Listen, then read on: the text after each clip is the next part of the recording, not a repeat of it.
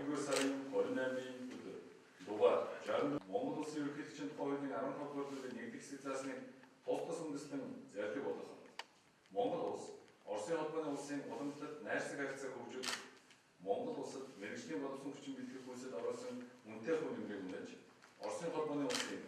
Уралын холбооны их сургуулийн захирал Виктор Анатольевич Ковшаровыг Монгол улсын төрийн дэд шагнал алтан галзуу дунгуур, Уралын холбооны их сургуулийн доктор Александр Владимирович Пономаревыг Монгол улсын төрийн дэд шагнал найрамд медалаар шагнасгүй.